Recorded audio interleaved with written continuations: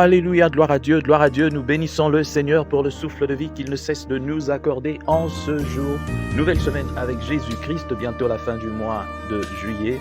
Et aujourd'hui, lundi 29 juillet 2024, bienvenue à une minute de prière de ce jour. Le Seigneur a mis en mon cœur le désir de partager avec vous ce passage de Luc chapitre 16, le verset 13. Nous lisons au nom de notre Seigneur Jésus-Christ. Nul serviteur ne peut servir deux maîtres, car ou il haïra l'un et aimera l'autre, ou il s'attachera à l'un et méprisera l'autre. Vous ne pouvez servir Dieu et Mammon.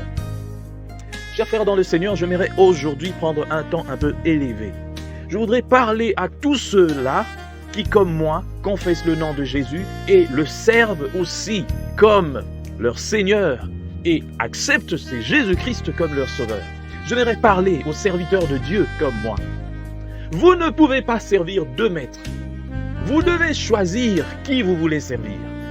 Ça ne sert à rien de crier le nom de Jésus matin, midi, soir, d'organiser des événements, de remplir des stades, de remplir des salles, de faire je ne sais pas quoi, de crier le nom de Jésus et de penser que vous faites la publicité de Jésus. Jésus n'a pas besoin de votre publicité. Jésus a besoin de votre cœur. Peut-être que, plutôt que ces milliers de personnes que vous assemblez, Jésus a besoin juste que vous puissiez changer parce que vous avez mélangé. Vous ne priez pas seulement Jésus. Il n'est pas votre Seigneur en ce moment, mais vous le partagez.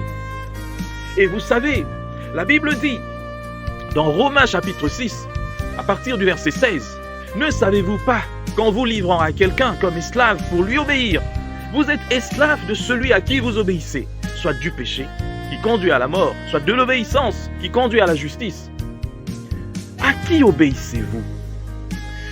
Vous savez, il n'y a pas pire que quelqu'un qui s'approche du Seigneur, qui croit emmener d'autres au Seigneur, mais qui lui-même sait au fond de lui qu'il est perdu.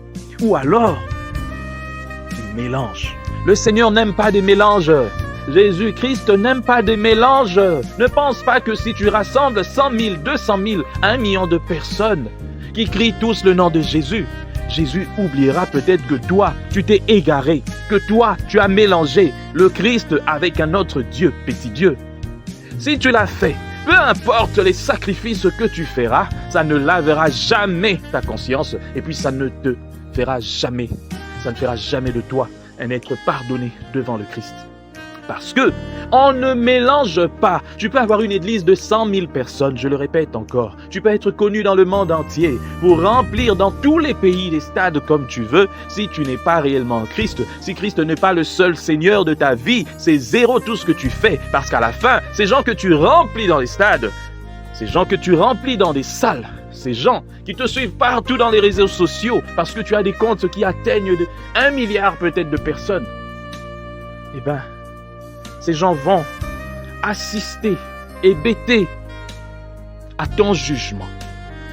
Je viens aujourd'hui te rappeler quelque chose.